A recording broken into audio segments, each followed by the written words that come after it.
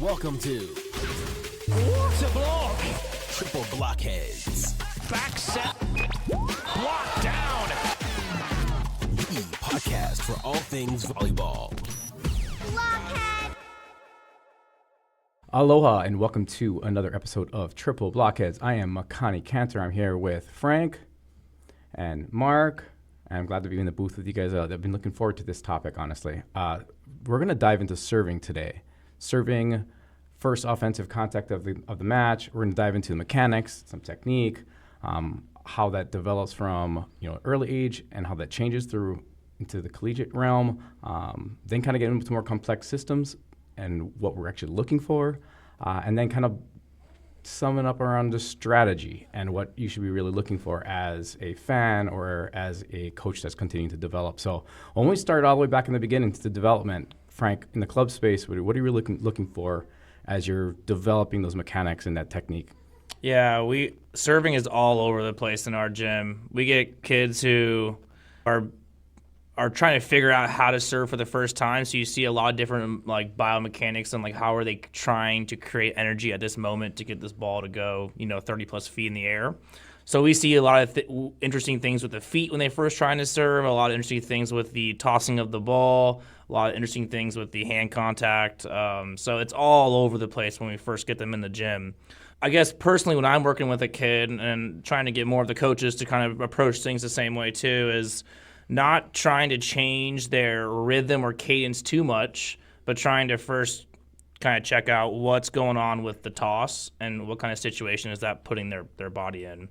And traditionally, most commonly, we're seeing a lot of really high tosses and a lot of waiting for the ball to come down into their hitting window, and then they're trying to time up that contact. And it's kind of putting them in a situation where it looks like it's a setter setting a hitter and a hitter having bad approach timing. So that's the first thing we'll do right away. And it's across all age groups. We see it with obviously little kids who are first learning how to do it, but also high school kids who maybe haven't spent a lot of time changing their rhythm a bit.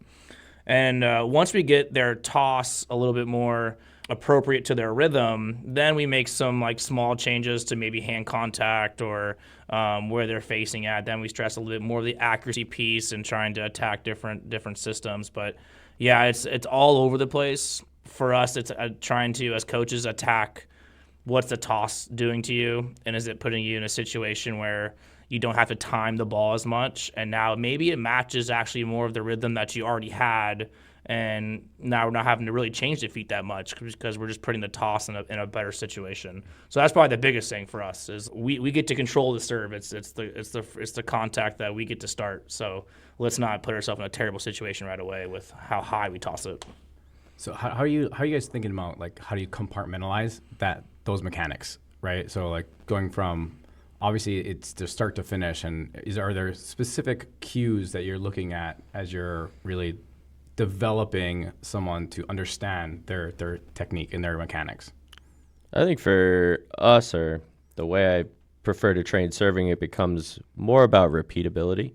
That's kind of the goal, right? Develop that muscle memory. Same thing why you go through a serving routine, right? It's to tell your body that you're about to serve that ball. So the more, complex your serving mechanics are, the less repeatable that becomes. So over time and over practice, we're trying to simplify your movements even more. So if we can already prep your shoulder before we do it, let's do it. You know what I mean? To alleviate some of that roundhouseness or low to high prep, kind of locks in that shoulder angle a little bit differently. If we can make the toss, or we call it a lift, lower and consistent out in front, that eliminates an extra movement step from that high toss, which 100% Frank, that's the number one thing for inconsistent servers is their toss is probably too high. Can we bring that down and simplify your move a little bit more? And then the other thing that I see a lot of is walking into, right? If you're adding steps and motion rather than just a drive step and that drag follow, you're adding potentially variability into the equation, right? And to get your 10,000 reps and develop those core muscle memory mechanics, it has to be simplified.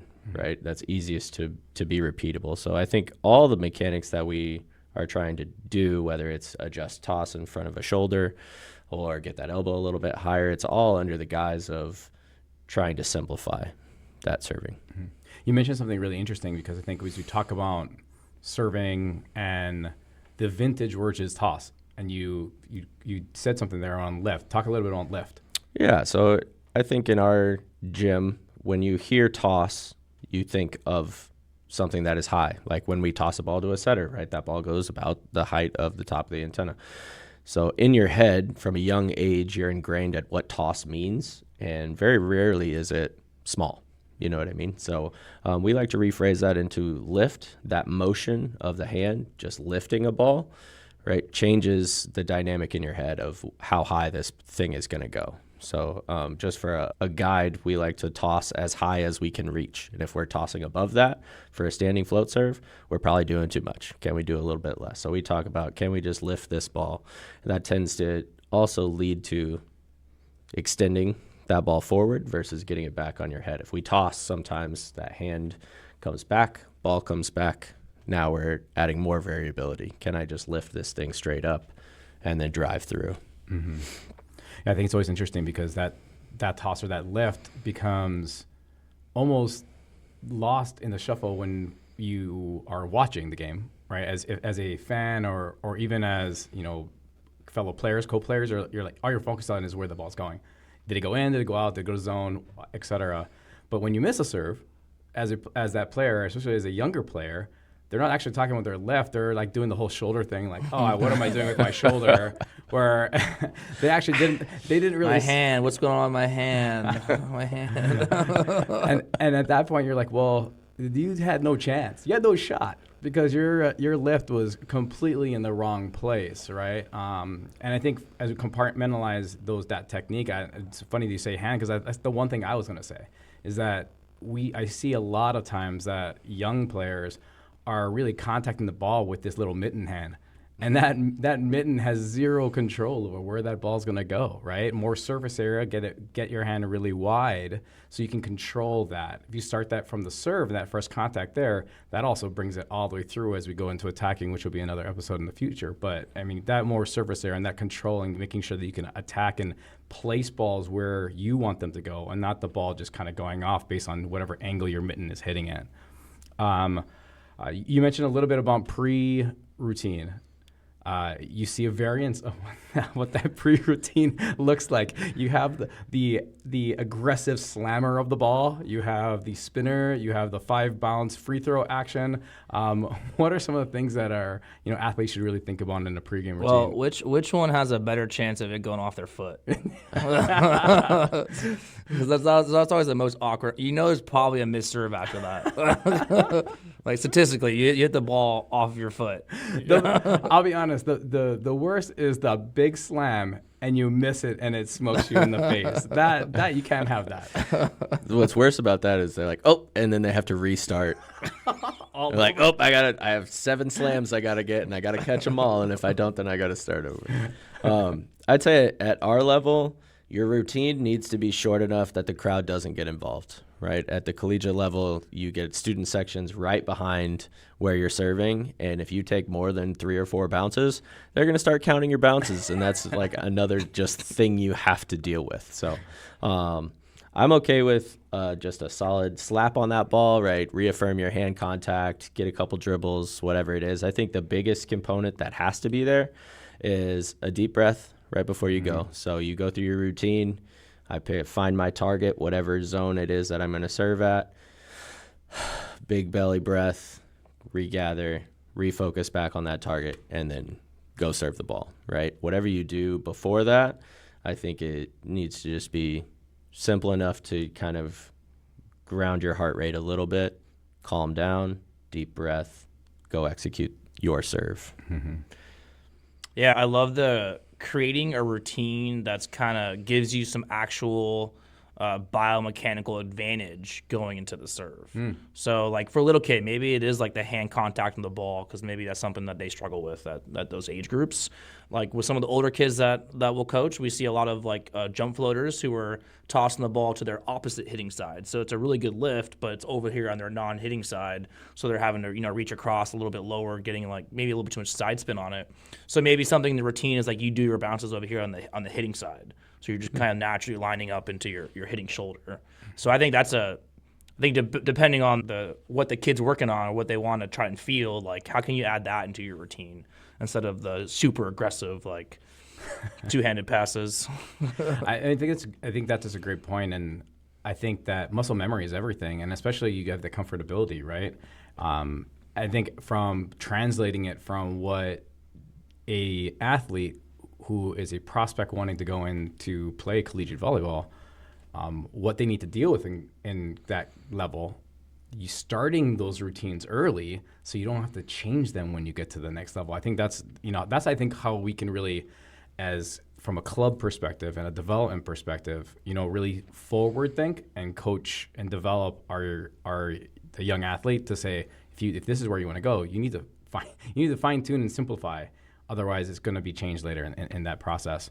Before we kind of go into a little bit more techniques from different types of serves, I think we've kind of touched a little bit, but I want to call it out specifically around the mental part of serving. And I think that's, while it's not a movement technique, but I think it's critically important for success and consistency, also in focus and also in understanding, when we get to the systems and strategy of what we're trying to do. Talk a little bit about what cues and things you talk about to your athletes about just visualization. Yeah, I think with the younger kids, there's a natural fear of making a mistake, fear of missing the serve, and I think that's very natural for anyone coming into volleyball right away. So I think as a coach, when I'm working with a team for the first time, I think I'm trying to frame it where it's an advantage. It increases our IQ to be all bought in on aggressive serving for as long as it takes.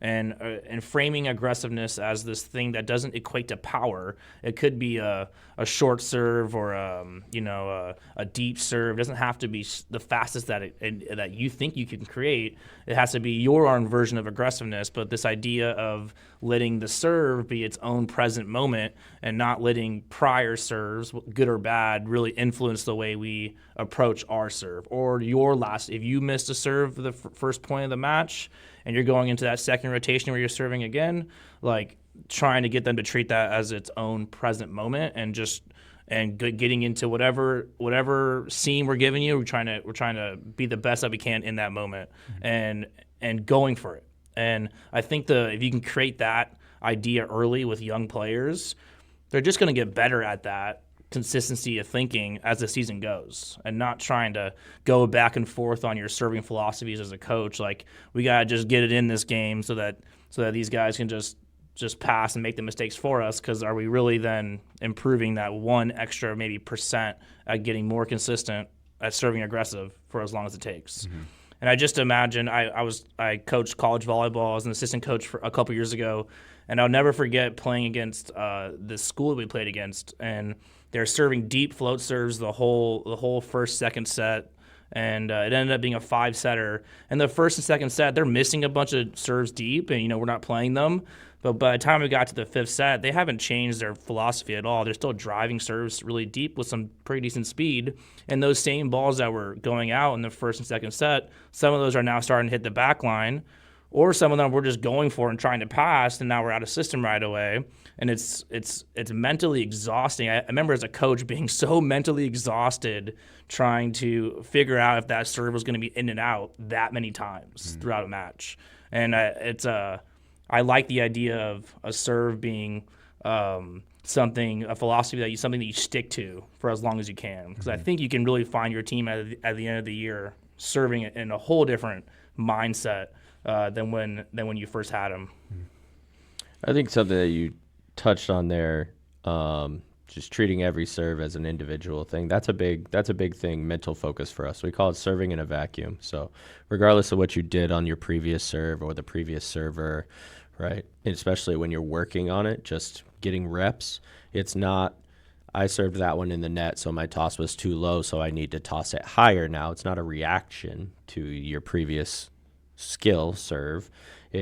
Each one's in a vacuum. I need to toss it higher because my toss to my serve is higher than the previous one was, right? There's a disassociation from the reaction to what happened previously, and more about this is my skill, right? My serve is my weapon, and this is how I toss my serve to make it effective, right? So I'm going to go through my routine, go through the visualization, which the visualization that we like to use is called a visual track.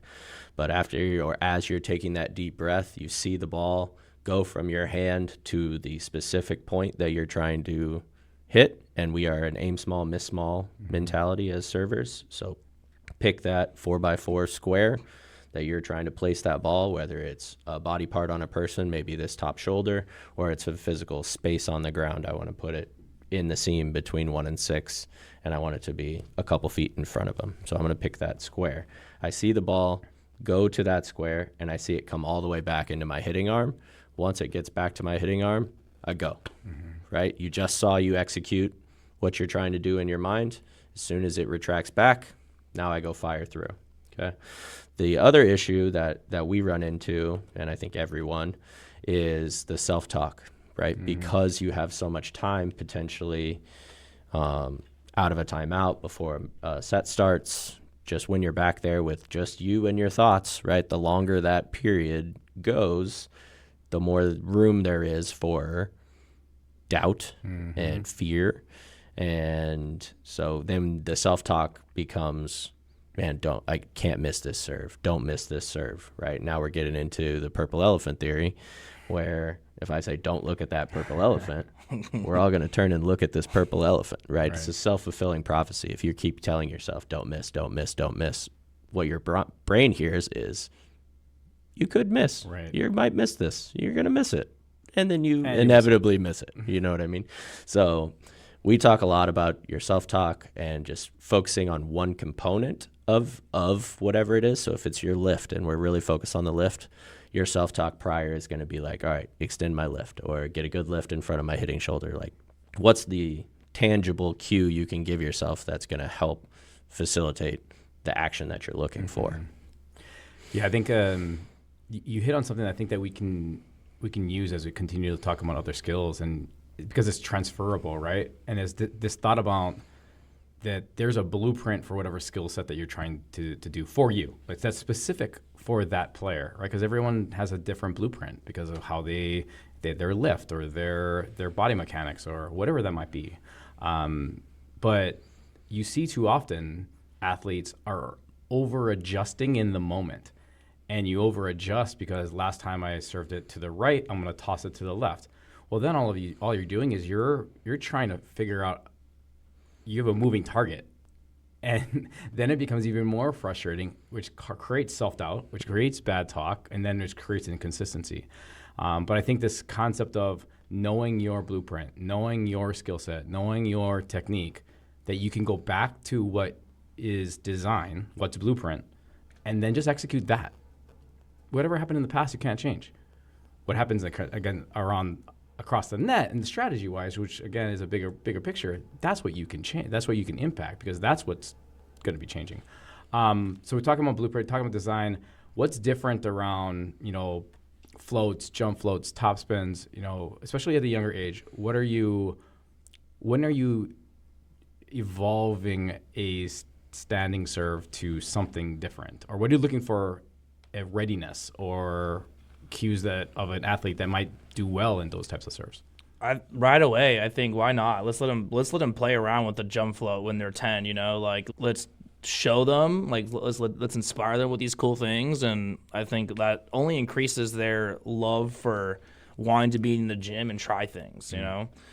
So in a match, you're probably trying to get younger kids to serve flat and float serves. And if you get a couple jump floaters who've been working on it, cool, let's try it. That's the perfect part for a club season. And then as they get older, you're trying to get those, probably all of our players, we're trying to get them to at least jump float. if someone has a standing serve, like it's got to be worth it. Because we just think that you can probably create a little bit more vertical touch, jump floating, and create hopefully a service line that starts a little bit higher and is starting to go downwards, so the angle of attack is a little bit lower. I don't think I'm picky about putting an age restriction on when they should be trying the next thing. I think let's show them all the cool things. It's the things that they'll be watching if they watch college volleyball. And I think those are things that they're going to try in the backyard. And I think if you can walk, you can jump float. You know, like those biomechanics are already there. And maybe for someone who doesn't have a lot of power yet, who's still growing into their body, like a 10, 11U kid, maybe jump floating might actually help them create a little bit more power. Mm-hmm. Maybe it's more of like a walking step serve, so they're not really jumping yet. But I think that's a great way to help them start to figure out their biomechanics, because I think that's transferable to the hitting approach. You know, like those are things that we can take to the net as well. We haven't seen a ton of topspin servers in our club. We let the girls play around with it because, again, it's very transferable to attacking at the net. They get to learn about kind of what it feels like to maybe hit deep, and we can maybe take some of those feelings towards the net when we're out of system and whatnot, kind of like, you know, if we're working on swinging at some balls from the lib, we're out of system. It might feel a lot like a topspin serve if we're back by the 15, 20-foot line, you know, if we're real out of system. So I like the idea of throwing it into practice, and I think it keeps training fresh, but I just think a really nasty float serve is hard to pass, and a girl would need to generate a lot of speed for a topspin to be worth it, or a lot of side spin for it to be worth it. And I feel like every time we play against a really good topspin server in club, it's just kind of like a coach's down ball. And I feel like the girls that I've had have been lucky that there's usually some male coaches, so we hit a lot of down balls at them. So it's not really maybe something that's totally different that they haven't seen before, even though we usually give up like an ace or two still in that situation. But I feel like we're aiming more with our club kids on aggressive float serves, mixing in some short ones with it, and still showing them everything, because I think it is transferable to other parts of the game. Yeah. I think Frank hit on something that I really liked in that, which was age isn't the prerequisite, right, to going after it. I think curiosity leads to innovation, right? The hybrid serve came from somebody just messing around. Like, what if I tossed it like a jump float but tried to spin it? They're like, oh, this does something cool, you know what I mean? So I agree, like, let them try and do what they need to do. I would say if there is a prerequisite, it needs to be hand contact. Like, not necessarily for power, but can I make the ball float, right? That, to me, has to be the first step, right? Because if you have a bad hand contact, or the ball just has a slight tumble as we start to progress through, now you just have a different type of serve that doesn't really do anything, right? So to me, at a young age, can I get really good at making this ball float, right? Once I can do that, now let's see what it looks like from a jump. Or maybe we don't need to jump, right? I think when they get to us at that college level, we are tweaking all of those serves, right? We have moved jump floaters to standing float to like long bombers, right? Just as a natural progression, as we can see what their arm can do and what they can do with the ball, right? If you have a great hand contact, maybe you're not the tallest. I don't know that jump float is that much beneficial for you. If you're strong, maybe you want to just back up. That long bomb adds a really different dynamic, having to track from that far back, and then you can just use your strength and go rip it. So we've seen some success making those adjustments. We've had people that were jump floaters that became hybrid servers, that became jump toppers, and now back to hybrid. You play around with what makes sense for that hitter or server biomechanically as they're developing, right? And if they have a great serve, there's not a lot of adjustments that need happen. You know what I mean? I think that's one of the areas where people can tend to overcoach is serving. Like, if you got a kid that makes about 93% and takes them out of system a good margin and occasionally gets aces, I'm probably not giving them a ton of feedback on that serve. We're just going to let them do their thing. It's working, right? And if they have questions, then they'll come in with questions. The other thing Frank said was that jump top, note on jump top. And I'm seeing it less and less at the college level. The ones that can do it really well and are super effective, but there's not a lot of room for that gray area in between. Like if you're not hitting this serve 45 miles an hour plus, you're really given that down ball that teams can't afford, right? If they're going to be in system, they're going to score 50, 60% of that time on that ball. We can't afford. And if you are just serving a strictly jump top with pace, that's probably not enough. You need a little bit of cut, a little bit of something, a little bit of depth change, either a really heavy spin that's going to catch the inline or dive in front. But how are we making them move more than just this ball's going to come down onto my lap from a topspin perspective? And I think it's power or direction change. Yeah, movement. And I think that's why it's easier to make the ball move and develop someone who's going to be standing or jump floating than it is to develop.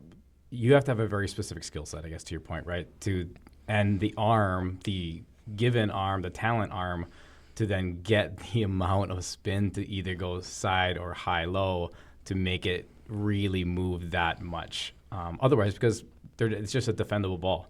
Yeah. And it's the defendable ball coming from 30 feet, Right. well, 45 feet probably at that point. So we really touched a lot about the mechanics, and I think above all else, consistency and knowing who you are. I think those are really just two high-level points there.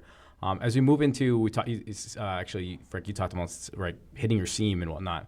Talk a little bit about what type of systems you are looking at, or what kind of calls, or how are you coaching around where you want, or how are you telling your athletes where you want them to serve? Yeah, we kind of stole the GMS philosophy where you got 3 passers and then you have seams in between them. So we go 1, 2, 3, 4 in between each passer. And then if we're serving short, we just say short seam 1 and try to get players to look at it as rows instead of boxes. Most of the players are already coming in understanding 6 zones, especially at least the high school girls know that. So getting them to understand that sometimes hitting a zone is hitting it right at someone, and we want to try to create movement from passers. So that's kind of our way of introducing seams. That's pretty much what we do is just seams 1, 2, 3, 4. Short 1, 2, 3, 4, 2. I love that at an early age, especially to get the focus off of the passer, right? Whoever is in that space. And I think the visual cue that provides is look at this column of space, right? And let me land it in somewhere in this column of space. At the college level, I think your visual cues become a little less important just because the skill is so much higher that we use a 6-zone system, traditional 1 through 6, and then are calling seams. That's fine as long as we're putting our focus and our 4x4 like small target square in the right space there. Okay, so if you get that 1-6 seam, or even if you get a zone 1 call and there's somebody in zone 1, we know that you're not serving at that person in zone 1. Your 4x4 square needs to be inside in front of them, back to their right. You know what I mean? You're picking a different spot in that zone that's going to make them move, do some different movement patterns, maybe a harder angle than what they would be used to in that situation. Yeah, I love that because maybe, I think I'm a little more of a conservative coach when it comes to which seam I want. So I err away sometimes of picking the seam between the sideline and the passer because, of course, the sideline out of bounds is so close. So I'm usually erring on the side of seam 3, which would be the libero next to the front row outside, and still half of those balls are getting passed by the lib. So how can you pick an even smaller target where you're still going for that seam, but maybe most of those now are airing towards the front row outside who has to pass before she swings. So I think that's a great idea, maintaining some conservative idea there, and still getting the person you want to kind of pass and move.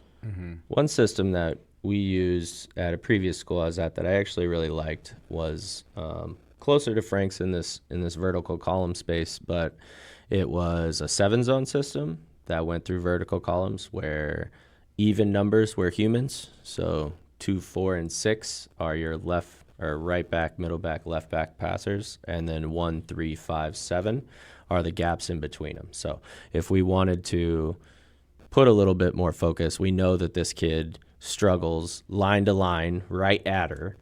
You know what I mean? We might call that that zone 2 and push you into zone 5 to serve. And now we're just going to go straight at that kid and try and hit her in the chest up high, and that's your call. And then the variation from that next ball is, okay, now she thinks it's coming at her, can we serve zone 3 and try and drop it a little bit in front of her now, right? Adding just a little bit of variability in space. But I do think there are situations where some players struggle more line to line versus a cross court serve, or they're better taking balls to their left than they are stuff straight at them. And if you have the resources to find that and spend the time, you can expose it. Not always the case at the club level, just with the time commitment of you're in a tournament and you get to see a team for 15 minutes. I don't know that you can pick that up, but when I have a week to prep for a team, that's information that I have at my hand, and it's ready We to got go. Baller TV, and I'm on there. I'll find you. Shouts out Baller TV. Shout out Baller TV. It's worth $70 a year. It's probably more than that. They got a lot of my scouting money. We'll wait for him to join as a sponsor. Yeah, there we and go. Then we can plug him more. Yeah, that's fair. So I think what you guys are both talking about, right, is there's kind of two components of where, for strategically, where we're trying to, or system-wise, how we're trying to give that information to our server to figure out where we want them to serve. It's location, who gives us the best opportunity that has the least likelihood of bringing the ball in system, and then also depth on what they struggle with, inside or deep. And I know depth is something that, the three of us really are passionate about relative to just serving and really developing the variation and that skill set in the toolbox as a server. Talk a little bit on depth and the importance of that in an athlete's school toolbox. Yeah, that is probably the paramount thing at the college level, is how can you get people off of their normal passing plane, right? Especially at our level now. It's if you're serving in that 20 to 25 foot depth, people are too good. They're too good into seams. They're too good at communicating. The systems are too organized and formed that if you're putting a ball in that space, they're probably passing pretty well. So how can we put an emphasis on driving the final third of that back space, right, that 25 to 30, or the 15 to 20, right? Can I get it in front of them? If we have found that the harder thing to track is not lateral movement as much as it is vertical movement, okay, especially if it's following a similar trajectory. So how can we get a ball that's going to drop at that 15-foot mark, or how do I get a ball that gets to that 30-foot and make it look similar off the hand?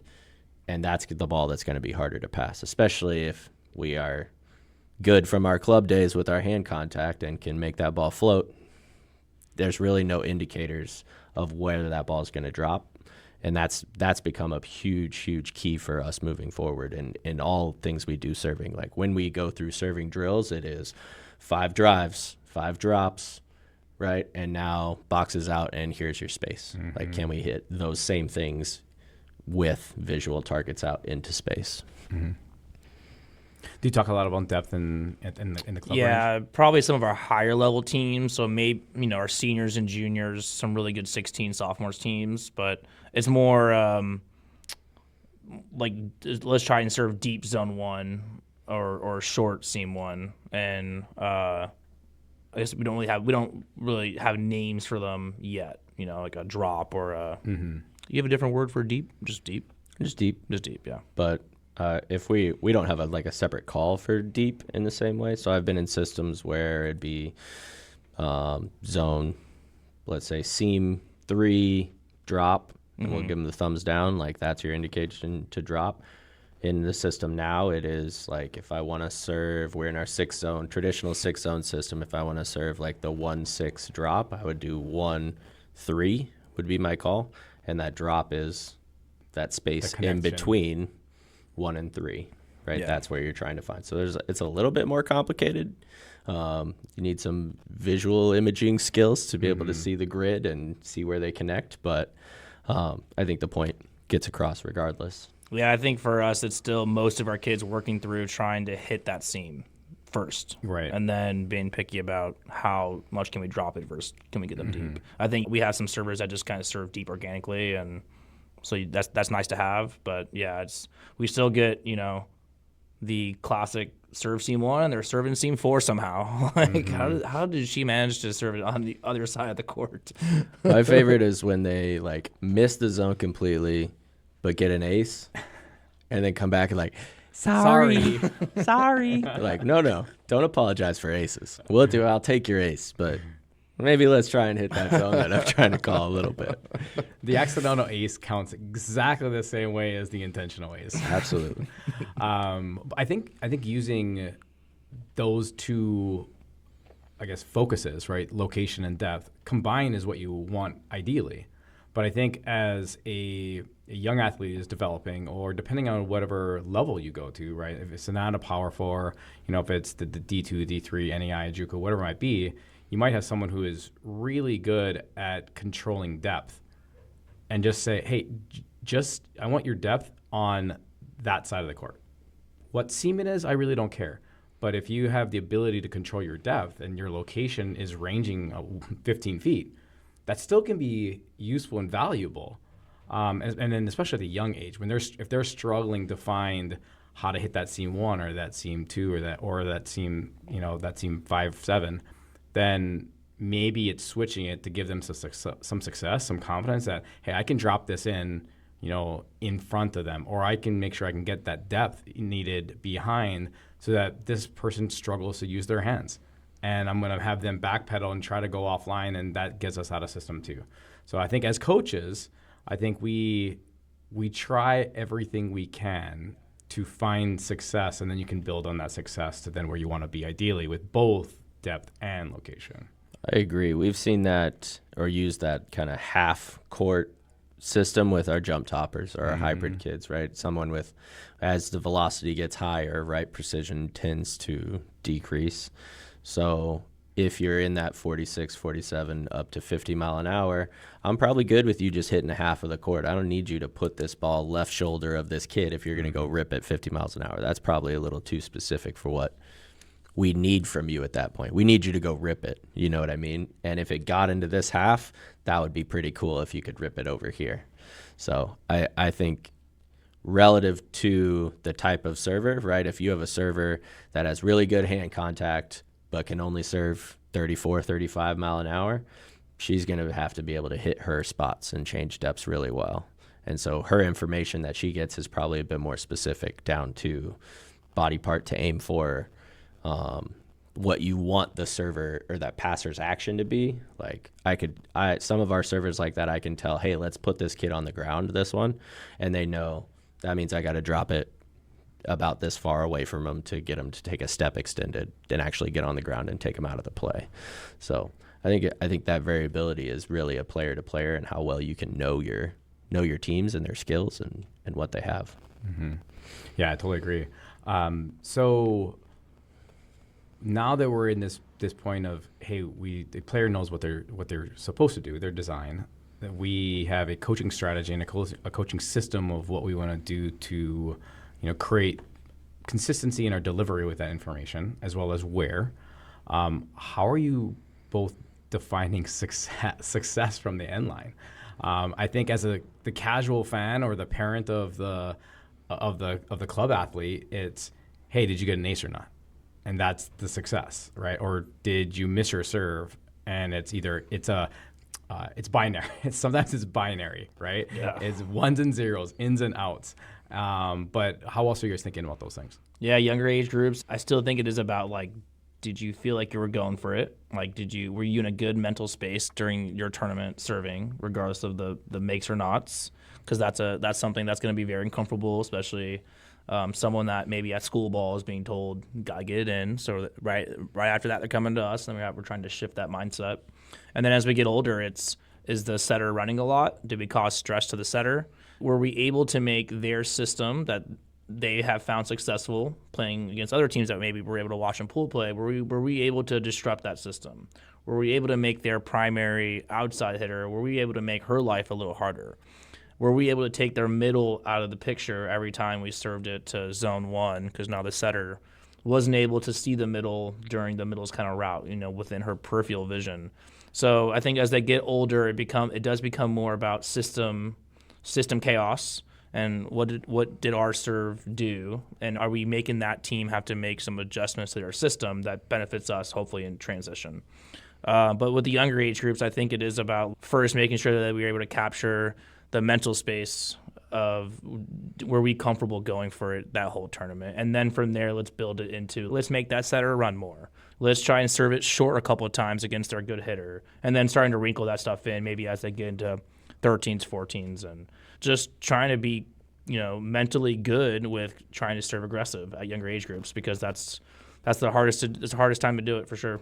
Mm-hmm. I think you nailed it exactly from things parents can look for or the casual fan, right? We would look at opponent passing averages and quality serve numbers, but those aren't just readily available. So I think a really simple way, and Frank mentioned it a few times, is the setter running. Mm-hmm. You know what I mean? As a parent, if I'm watching a club match, if my team is constantly making that setter run and that ball is constantly in the back half of the court, or you could look at just general set height. So if they constantly have to use their forearms and put things up, I'm probably doing a good job serving, even though we're not getting aces necessarily, and we might err through that as well.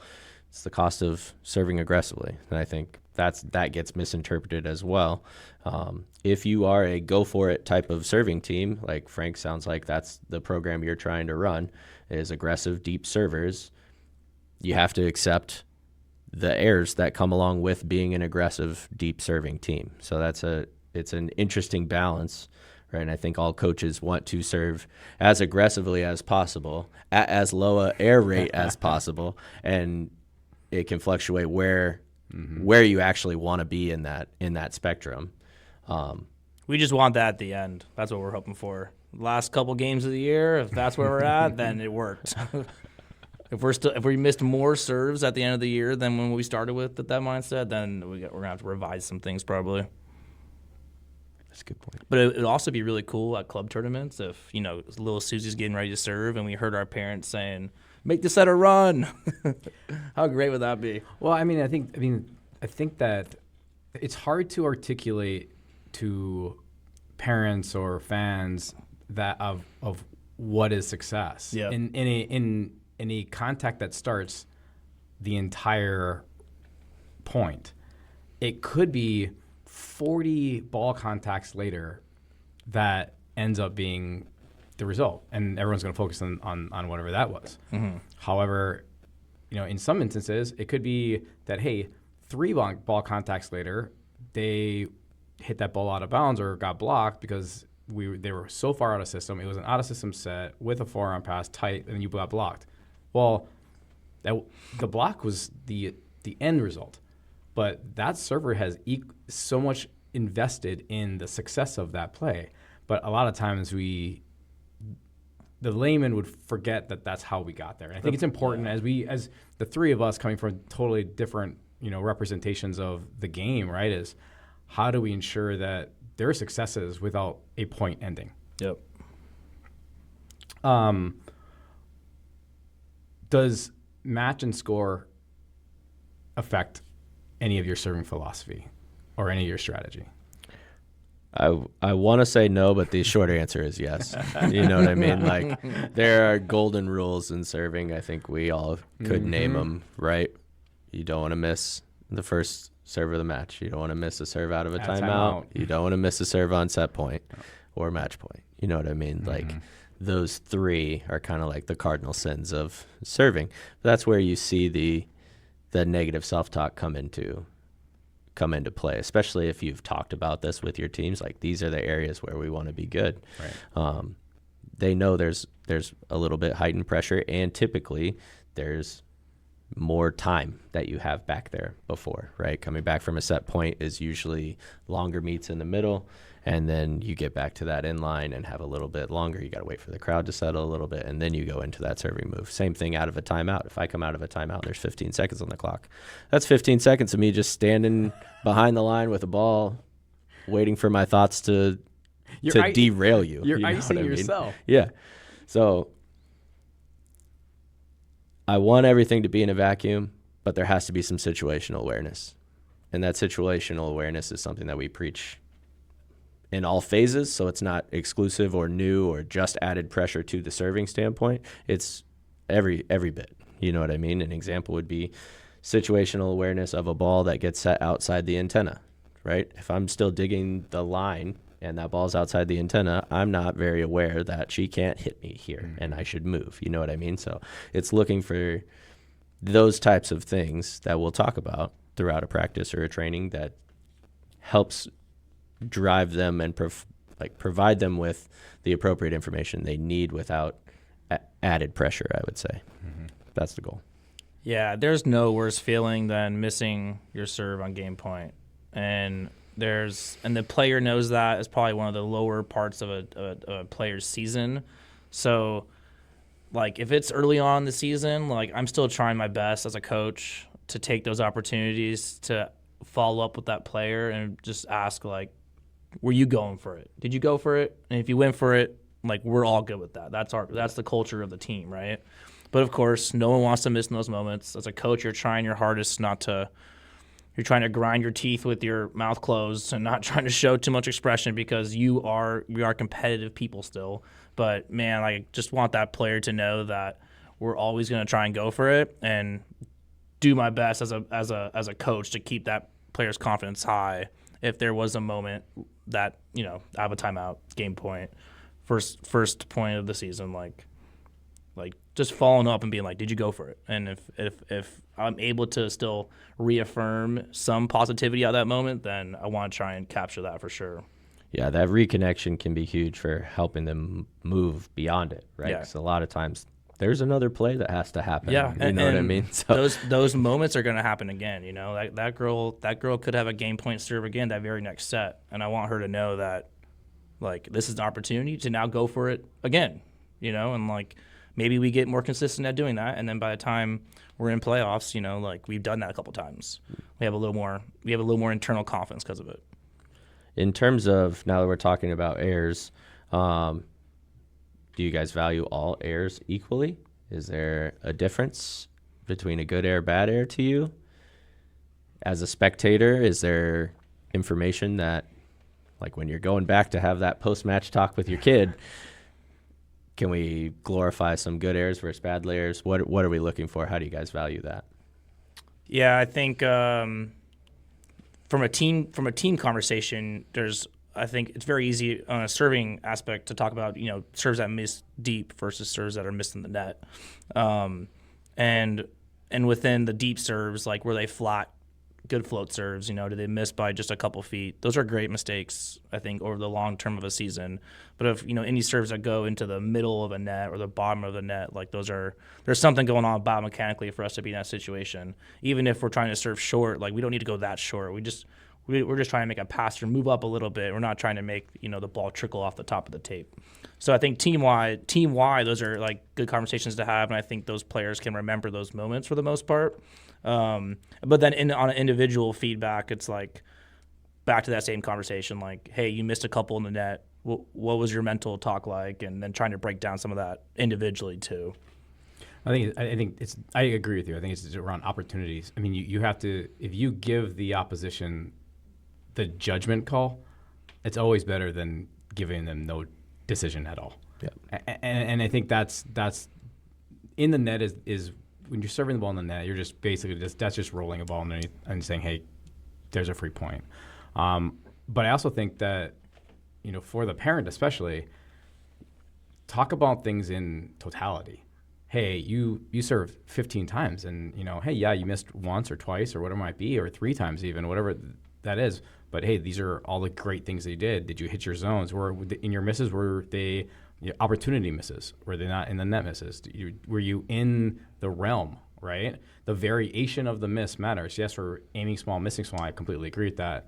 But is that miss a foot to the sideline and you're going for that seam? So be it, right? That could have been just the fact that you hit that ball so well and it floated out of bounds.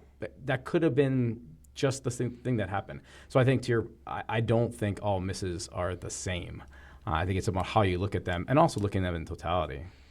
I agree. Kind of a loaded question, but I think it's important. Yeah, I think it's important for parents maybe newer viewers of the game to understand that, because we can get so bogged down on, like, I don't know, that's the most common big sigh I hear from a crowd is after a missed serve. Well, if it hits the very top of the tape and doesn't quite trickle over, that's not a bad miss to me. At our level, we are trying to serve below or right above the top of the tape and below the top of the antenna. Like, you're going to hit the tape sometimes. It's the balls that are below the tape in the middle of the net. We're trying to eliminate those, the ones that soar 10, 15 feet out of bounds, trying to get rid of those as well. So I think that education is important from a parent perspective to know, to continue to give positive and correct information to your daughter, son, athlete, whatever. Yeah, we want to hear some sighs about lollipops to the lib. Yeah. Preach. See, that should be a thing. Yeah. Yell out, free ball. Like, that's what we need to hear and see from the crowd. We're just gonna show up at a club tournament, and we're just gonna sit on the sideline, and if we see a free ball, we're gonna be like, free ball, and see if we can just create a grassroots movement. Our best chance is to go to young kid tournaments because those parents are all new, so we got to start there. And when They won't know better. Oh, this is the expectation. We go free ball. when they go in the 16, they were like, wait, what is happening on court 5 over here? I was that's hilarious. Well, we can talk about serving. Believe it or not, serving is such it's a closed contact, and it's really it's controlled. There's not influence on there other than yourself. But we probably could talk about serving for another hour.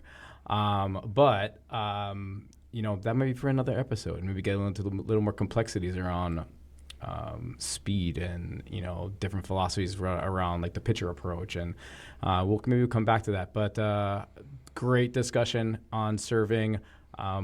Thanks for joining another episode of the Triple Blockheads. Find us on socials, Triple Blockheads, triple spelled out, and we'll talk to you soon. Peace. Blockheads. Thanks for checking out this episode of Triple Blockheads. Make sure you like and subscribe on your favorite podcast platform so that you never miss an episode.